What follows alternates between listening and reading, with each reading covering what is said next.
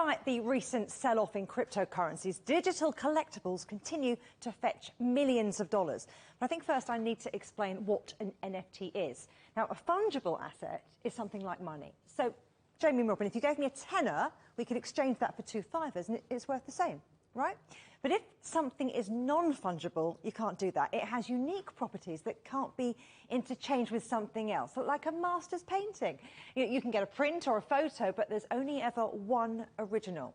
Now, NFTs are one-of-a-kind assets in the digital world. They can be bought and sold, but they've no tangible physical form of their own.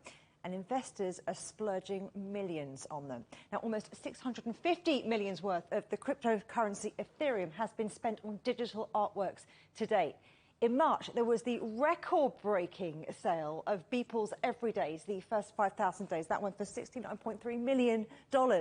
And Twitter co-founder Jack Dorsey sold his first tweet, and that went for $2.9 million. Well, let's talk to Sotheby's Global Head for Science and Pop Culture, which is a fantastic job title, Cassandra Hatton. Thanks ever so much for talking to us. Look, in a traditional auction, you might get a painting or a print, you might get a sculpture, or maybe even a manuscript. What do you get with an NFT? Talk us through how it works. Well, for this specific NFT, what you will be getting are Sir Tim's original time-stamped and dated files containing the full source code for the World Wide Web. You will be getting a visualization that he created using Python from the original source code, where you can view the whole code all in one place and zoom in, zoom out. There is an animation that was created, so a video where you can watch the full code being typed up on a black screen with white letters. That video lasts 30 minutes and 25 seconds. That's the time it takes to type up the full code. And then there's a letter, a document that Sir Tim recently wrote explaining the history of the web, looking back and reflecting on the importance of this invention. So these are the 4 assets that come when you purchase this NFT. You call them assets, but you can't touch it, you can't keep it, you can't hang it on your wall. So this is really about provenance and ownership, isn't it? Yes. I think this is a really interesting NFT because the primary asset is something that has existed. You know, Sir Tim wrote the code over the course of 1990 to 1991. So it's something that was born digital. It's like a manuscript, like a Darwin manuscript or a Newton manuscript. It is the original document created by the creator, and it's kind of been locked until this technology of NFTs has come along and really allowed us to be able to certify that this is the original document coming from the creator.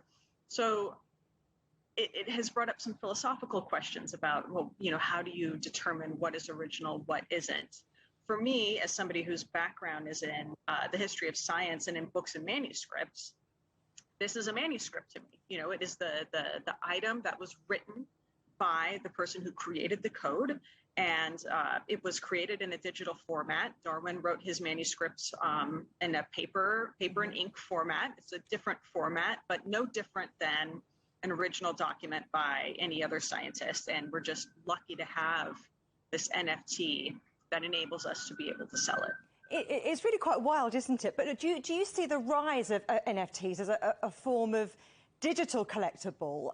Do you see that's digital's answer to collectibles, or do you think it's a bubble that's maybe about to burst? I think there are a lot of things going on with NFTs. Certainly, it's tied to cryptocurrency, and so anytime you see something tied to something volatile like that, you're going to see ups and downs. When I'm looking at NFTs, I don't think about them as NFTs. I look at what the contents and the substance are. So really, something like the PAC sale we did, that's contemporary art that is tied to an NFT. The World Wide Web is an object. It's like a manuscript that happens to be tied to an NFT. NFTs can be anything. So for me, it's really about what the substance of the item is, that the NFT-ness is secondary to me when we're talking about the value of this object. It'll be exciting to see how much it raises. Well, Cassandra Hatton, thanks very much for joining us